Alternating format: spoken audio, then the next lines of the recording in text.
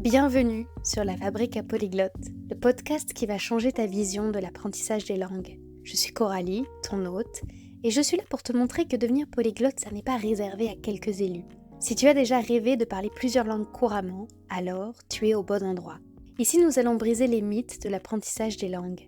Non, tu n'as pas besoin de talent extraordinaire ni de passer des heures interminables à étudier. Je vais te révéler des méthodes pratiques, des astuces inédites et des ressources précieuses qui vont transformer ton apprentissage autodidacte. Que tu sois débutant ou en quête de perfectionnement, la Fabrique à Polyglotte est ton compagnon de route idéal. Alors prépare-toi à explorer le monde des langues avec un nouveau regard et abonne-toi dès maintenant pour ne rien manquer de cette aventure multilingue.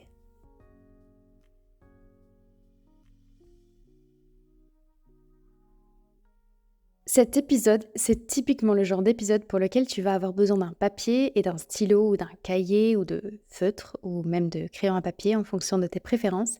Pas de panique si tu écoutes cet épisode au volant ou dans les transports ou autre et que tu n'as pas de quoi noter, tu vas pouvoir réfléchir à ta planification de l'année 2024 dès maintenant et y revenir à tête reposée avec de quoi écrire parce que c'est ça notre sujet du jour, planifier l'apprentissage de ta ou tes langues pour 2024. Et au menu de cet épisode, première chose, la liste de ce que tu dois savoir avant de planifier. Deuxièmement, les 3 paramètres qui influent sur ta planification. Et enfin, les étapes de la planification de ta meilleure année au niveau des langues. C'est parti. D'abord, ce que tu dois savoir avant de planifier. La première chose, c'est que souvent en planification, on va t'inviter à faire un peu d'introspection, peut-être travailler sur les différents chronotypes temporels. Je ne sais pas si tu connais ça. On fait beaucoup ce test en ce moment pour savoir si tu es ours, dauphin, lion, etc. Pour savoir si tu es plutôt du matin ou du soir. On va t'inviter à lire des livres sur le fonctionnement du cerveau, à savoir comment il travaille, quand est-ce qu'il mémorise le mieux, est-ce qu'il intègre mieux les informations le matin, le soir, etc. Mais en réalité, si tu as passé l'âge des 30 ans, ou que tu t'en approches, si tu es sorti des études, que tu as eu déjà plusieurs expériences professionnelles, tu sais comment tu fonctionnes. Voilà. Et c'est quelque chose à garder en tête parce que des fois on oublie comment on fonctionne et on planifie en imaginant qu'on est du matin alors qu'on n'est pas du matin. Mais tu sais déjà plus ou moins quels sont les moments que tu as disponibles dans ta journée. Tu sais déjà plus ou moins ce vers quoi tu te diriges le plus facilement. Tu as déjà peut-être appris quelque chose par toi-même et tu sais si tu es plutôt du genre à avoir besoin de règles très très fixes, un emploi du temps hyper rigide, ou plutôt souple. Donc peut-être prendre le temps pour écrire déjà ce qui deviendrait sur qu'est-ce qui fonctionne le mieux avec toi quand tu apprends. Mais garde ça surtout en tête au moment de planifier pour pas t'imposer des choses qui vont à l'encontre de qui tu es parce que passer les 30 ans, tu as déjà accumulé suffisamment d'expérience qui te donne assez d'expertise pour être en capacité de planifier pour toi-même de manière assez juste. Et ensuite, deuxième point et deuxième chose à savoir, c'est que il faut toujours planifier de sorte à privilégier l'action plutôt que de trop intellectualiser, même si c'est assez passionnant de faire un plan parfait. L'étape de planification en soi, elle peut être plaisante, mais elle ne doit pas prendre le pas sur l'action, parce que ce qu'on veut au final, c'est pouvoir parler les langues qui nous intéressent. Et ça va se traduire comment ? Ça va se traduire qu'on va éviter de planifier tout sur 12 mois. On va peut-être avoir et mettre une idée sur, ok, on est le 31 décembre ou on est le 1er janvier, dans un an, où est-ce que j'en suis ? Mais la planification, elle va se faire à grosse maille sur un an. Ensuite, elle va être un petit peu plus affinée à 6 mois. Ensuite, elle va être beaucoup plus affinée au trimestre. Et ensuite, elle va être encore plus affinée au mois. Et ensuite, plus détaillée à la semaine. Parce que l'idée, c'est que tu aies une semaine type pour créer des habitudes. Donc, cette planification à l'année, moi, je la réduis même à simplement choisir un thème. Choisir un thème pour mon année qui permet d'avoir un focus. Donc je récapitule ces 3 choses qu'il faut que tu aies très très très bien en tête avant de commencer l'étape de planification. C'est 1. Tu sais déjà qui tu es et comment tu fonctionnes. Même si tu as par exemple jamais appris une langue en autonomie et que c'est... Je sais pas ce que ma voix elle part.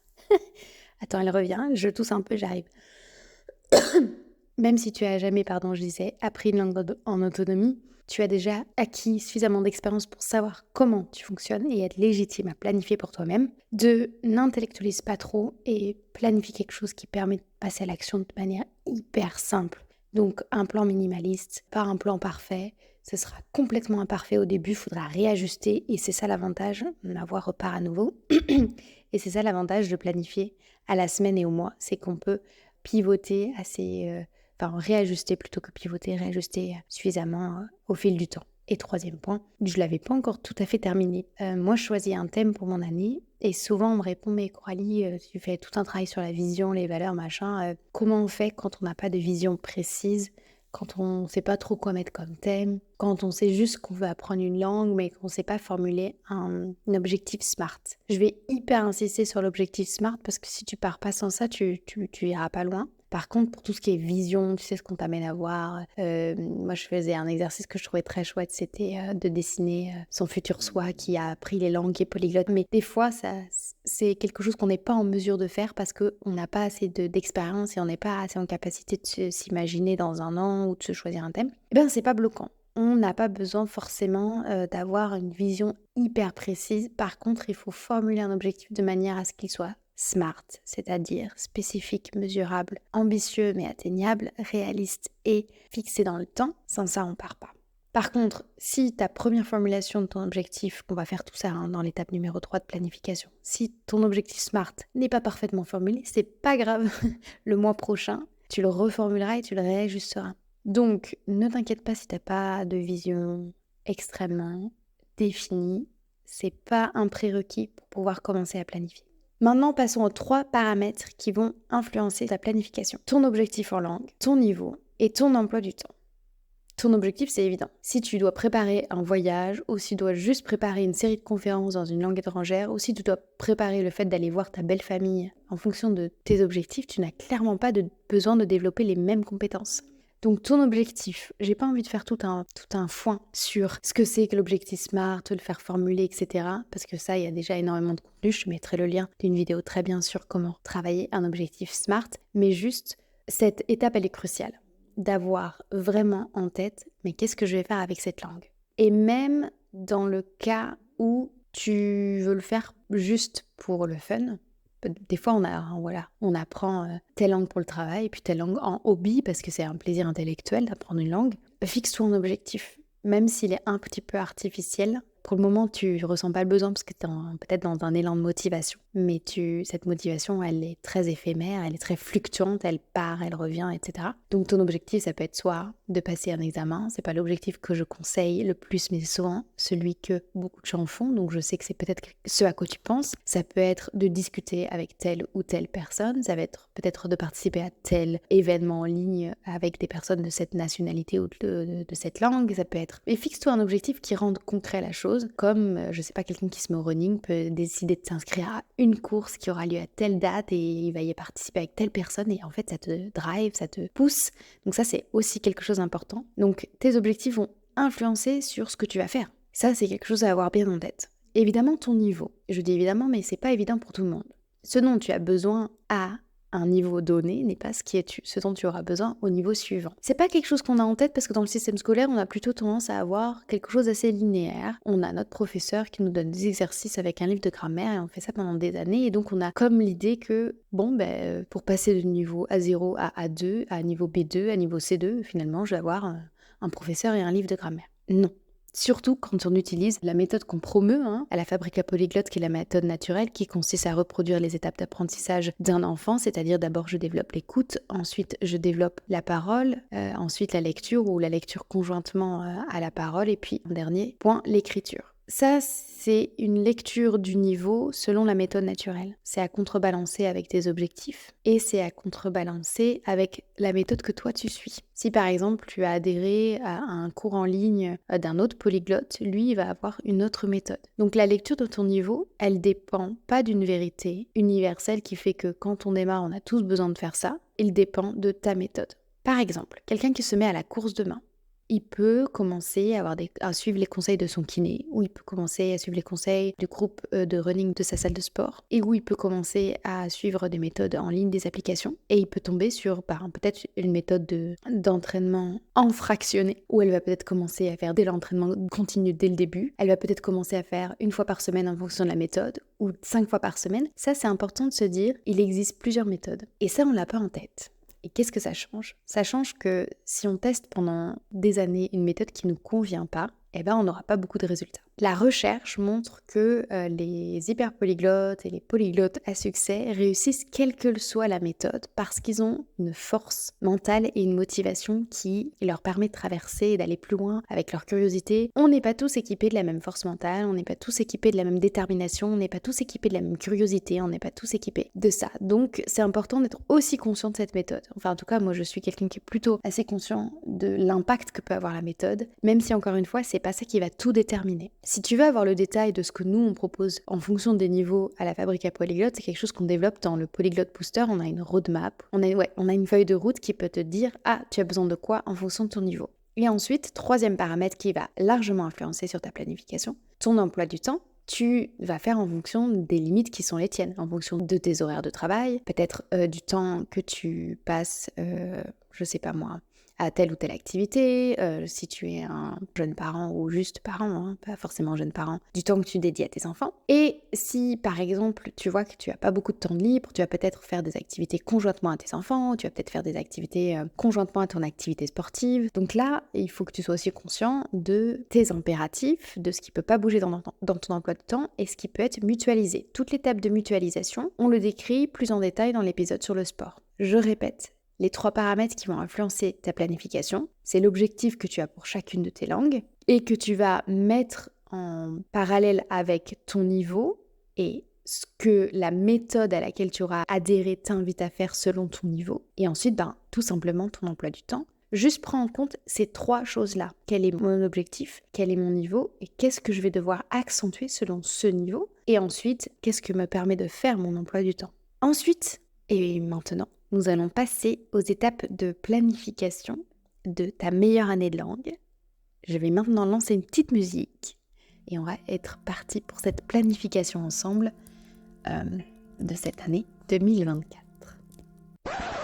Plutôt que de la musique, tiens, j'ai trouvé une bande-son avec des bruits de cheminée et je t'avoue que comme c'est mon premier hiver sans cheminée, pas que j'ai pas besoin de chauffer, mais on s'est retrouvés pour les fêtes dans une maison sans cheminée, j'ai craqué sur les bruit de bois qui craque, justement. J'espère que niveau son, ça rendra bien. Alors, est-ce que tu es prêt? Papier, crayon en main ou alors esprit grand ouvert, mais pose aussi souvent que tu en auras besoin. La première chose que je t'invite à faire, c'est de noter ta ou tes langues. Là ou les langues que tu vas impliquer pour 2024. Donc, tu commences par les noter sur un côté et juste à droite du nom de ces langues, note ton niveau actuel. C'est l'heure du bilan de départ. Pour créer un plan de route, il faut connaître à la fois la destination et le lieu de départ. Aujourd'hui, où est-ce que j'en suis? Si tu ne le connais pas, prends le temps de t'évaluer. Alors, soit avec un test en ligne, si tu veux évaluer ton oralité, c'est-à-dire ton expression orale, fais-le plutôt avec quelqu'un qui sera en mesure d'évaluer cette expression orale, donc un père, un tuteur, un professeur en ligne, ce qui te semble le plus adapté. Sinon, prends le temps de t'auto-évaluer tout simplement en te posant des questions. Pour, par exemple, mon espagnol, je me sens comment pour comprendre à l'oral? Je me sens comment quand je lis, quand je dois comprendre un écrit? Je me sens comment quand je dois parler? Comment est-ce que je me sens quand je dois écrire? N'hésite pas à être précis. Je suis à l'aise pour faire telle ou telle chose. Je suis pas à l'aise pour telle chose précisément. Je suis OK pour parler dans ce type de contexte, mais dans tel autre contexte, j'y arrive pas. Plus tu seras précis, plus ça pourra te guider sur comment je fais pour arriver à destination. Fais ça pour chaque langue que tu souhaites travailler cette année. Si tu apprends qu'une seule langue, c'est cool, c'est facile, tu vas progresser plus vite. Si tu veux apprendre 2 langues pour 2024, je t'invite à écouter l'épisode numéro 15 du podcast qui s'intitule « Apprendre 2 langues en même temps, vraie ou fausse bonne idée ». Ça va te donner des clés supplémentaires. Si tu veux apprendre plus de 2 langues, comme 3 ou 4, tu devras diviser ton année en semestres ou trimestres selon les cas et répartir tes langues, par exemple espagnol et mandarin pour le semestre 1 et japonais et allemand pour le semestre 2. C'est difficile pour ton cerveau de pratiquer 4 langues sur le même mois ou dans la même semaine, à moins que tu ne fasses que ça. Si tu mixes entre des langues que tu souhaites vraiment apprendre et des langues que tu souhaites juste mettre en maintien, c'est-à-dire que tu veux maintenir ton niveau et pas le perdre, tu peux soit attendre l'épisode qui va sortir sur ce sujet-là du maintien d'un niveau de langue, ou alors simplement réécouter l'épisode qui est déjà sorti, le numéro 37 sur le sport, parce que les techniques de mutualisation, c'est typiquement celles qu'on utilise quand on maintient une langue. Deuxième point par rapport à cela, une fois que tu as ton point de départ, c'est de définir ta ligne de mire. Maintenant que je sais où j'en suis, où est-ce que je veux aller? Avant même de formuler un objectif, avant même d'aller dans le détail d'un objectif SMART, juste note, c'est quoi tes envies, ta vision avec cette langue, qu'est-ce que tu veux faire, qu'est-ce qui te motive, soit dans la langue elle-même, soit dans la culture de ce pays.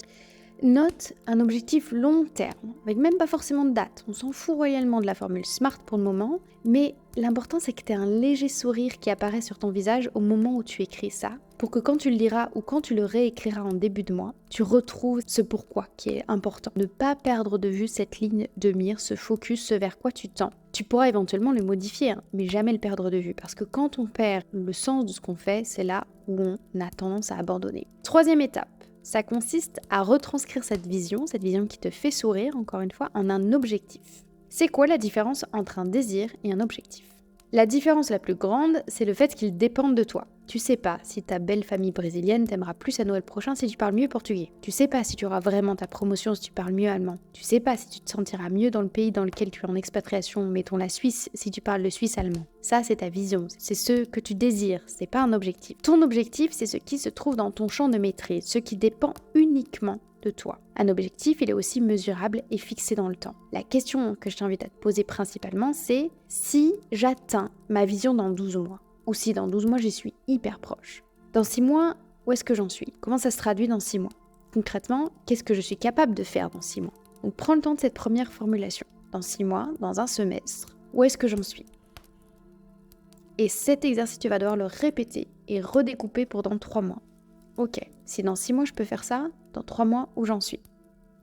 Dans le Polyglot Booster, qui est notre boîte à outils qu'on met à ta disposition justement pour que tu aies tous les outils pour démarrer ton apprentissage autodidacte à la maison, on a mis une calculette pour savoir ce qu'il leur coûte en termes de temps pour coller à nos objectifs, pour qu'ils soient réalistes. Parce qu'un objectif qui n'est pas réaliste, ça va te mettre des bâtons dans les roues. C'est clair que si tu dis, ma vision c'est de pouvoir travailler en Chine. Dans 6 mois, je parle à un niveau intermédiaire, le mandarin. Dans 3 mois, j'ai déjà atteint le niveau A2 alors que tu n'as encore jamais pris de cours de mandarin. À moins de ne faire que ça de tes journées, tu n'atteindras pas cet objectif. Il est trop irréaliste. Donc il s'agit de considérer aussi toutes les lettres du mot SMART, de cette méthode de formulation d'objectif qui est SMART, le R de réaliste. Il y a un nombre d'heures de pratique de la langue incompressible pour arriver à ta vision, pour arriver à cet objectif que tu vas te fixer pour 6 mois et que tu vas découper en un autre objectif à 3 mois. Et si on oublie cette dimension-là et qu'on fixe quelque chose d'impossible, c'est la meilleure façon de se démotiver. Et voilà, ce découpage, c'est l'étape la plus longue de cette planification. Et en même temps, c'est la plus importante forcément. Parce qu'elle va te permettre de poser des bases solides et de noter les points d'étape clés de ta feuille de route pour 2024. Ok, on sait où on est, on sait où on va, et on connaît les étapes clés à 3 et 6 mois. Avant de noter ton étape clé à 1 mois, il va falloir qu'on sache comment on s'équipe. Et avant même qu'on sache comment on s'équipe, il va falloir que tu choisisses ton focus au niveau des 4 compétences qu'on développe quand on apprend une langue, qui sont l'écoute, la lecture, l'écriture et l'expression orale. C'est quoi ton focus pour chaque langue ? Donc je répète, tu as un tableau. À gauche, tu as le nom de la langue, ton niveau actuel, ce vers quoi tu tends, comment ça se traduit dans 6 mois, comment ça se traduit dans 3 mois.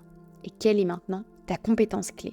Qu'est-ce que tu vas développer en premier ? Qu'est-ce que tu as besoin de développer en fonction de tes objectifs et de ton niveau ? Est-ce que c'est l'écoute ?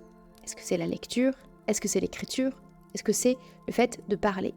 Si tu sais pas, c'est que par défaut, je te lis, c'est l'écoute, c'est la compréhension orale. D'office, c'est la compétence qui est en général sous-travaillée.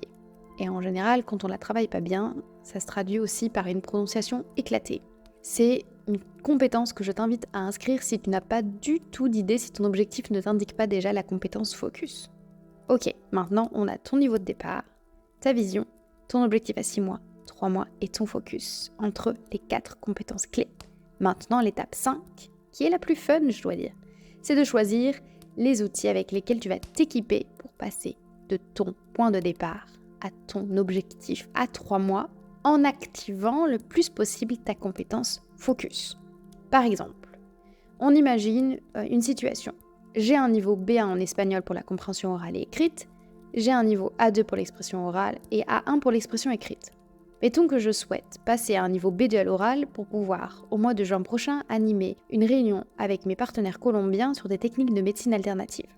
Dans 3 mois, je dois être capable d'animer les 10 premières minutes de nos réunions mensuelles en continuant ensuite après ces 10 premières minutes en anglais.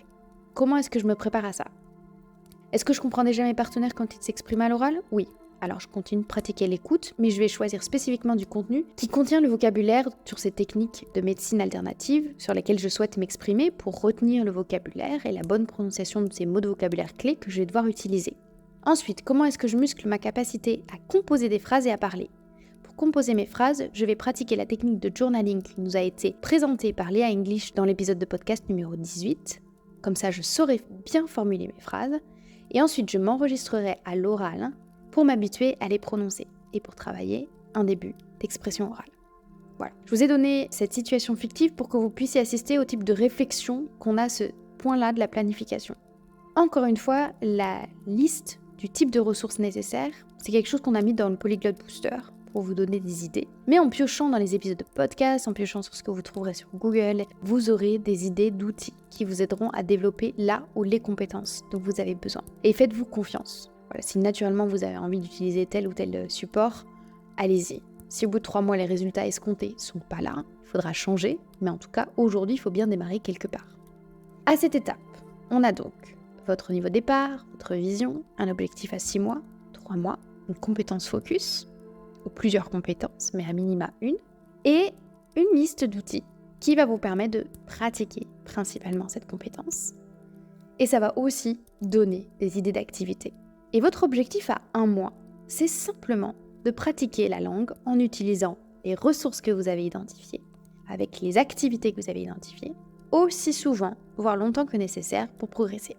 Imaginons que je reprenne ma situation fictive d'espagnol. Mon objectif pour les 30 prochains jours, c'est de journaler 15 minutes le matin en espagnol, ensuite de pratiquer l'oral pendant 10 minutes, et de pratiquer ma compréhension orale en écoutant un épisode de podcast pendant 25 minutes pendant ma pause déjeuner et de relire mon journal le soir avant de me coucher.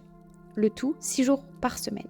Je conseille en général de laisser un jour off naturellement dans votre emploi du temps parce qu'on a tendance à vouloir tout abandonner si on ne fait pas absolument tous les jours. Donc entre 4 et 6 jours par semaine, c'est pas mal. Et ça, c'est très facile à mesurer. Savoir ce que je fais pour les 30 prochains jours et continuer mois après mois, c'est ça qui va faire de mon année 2024 l'année où je pourrai gérer le plus simplement mes langues. Comment est-ce qu'on monitore ça tout au long de l'année ? Personnellement, je fais des bilans à la semaine. Je sais que tout le monde n'aime pas faire un point à la semaine parce que c'est trop contraignant. Le minimum, c'est de le faire au mois. Donc faites en fonction de votre préférence. Soit je fais un petit point à la semaine le dimanche, c'est mon cas, mais quand vous voulez. Soit je fais un petit point au mois. La question à vous poser, ce sera, est-ce que je me suis rapprochée de ma vision ? Oui ou non ?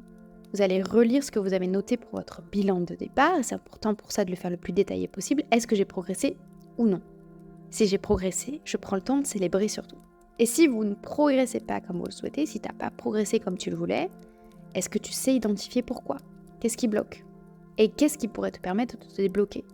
Donc à ce stade, tu as réussi à traduire ton objectif trimestriel en objectif pour les 30 prochains jours. Et pour rendre ça encore plus actionnable, l'idée c'est que tu définisses une semaine type et que tu l'affiches sur ton bureau ou que tu l'intègres à ton Google Agenda et tu n'as plus qu'à te mettre en mouvement pour la semaine qui vient. Maintenant, tu connais ta ou tes langues en jeu pour 2024. Ton point de départ, ta ligne d'arrivée, ton point d'étape à 6 mois, ton point d'étape à 3 mois, ta ou tes compétences focus, ce avec quoi tu vas t'équiper pour développer cette compétence clé ou ces compétences si tu apprends plusieurs langues. Ça va déterminer les activités que tu vas faire et les activités et le temps à y consacrer à ces activités pour les 30 prochains jours, c'est ton objectif mensuel et ça définit ton emploi du temps type. Donc là, tu as tout ce qu'il faut pour affronter 2024 en étant assuré et en capacité de réadapter ton plan. Et j'espère que tu en es content, contente. Merci d'avoir écouté cet épisode de la Fabrique à Polyglotte jusqu'à la fin. J'espère sincèrement qu'il a été enrichissant pour toi. Si c'est le cas, j'ai une faveur à te demander. Pour soutenir notre communauté polyglotte grandissante, pourrais-tu prendre un instant pour attribuer 5 étoiles à ce podcast sur ta plateforme d'écoute et le partager autour de toi. Ton soutien, c'est la clé de la longévité de ce podcast.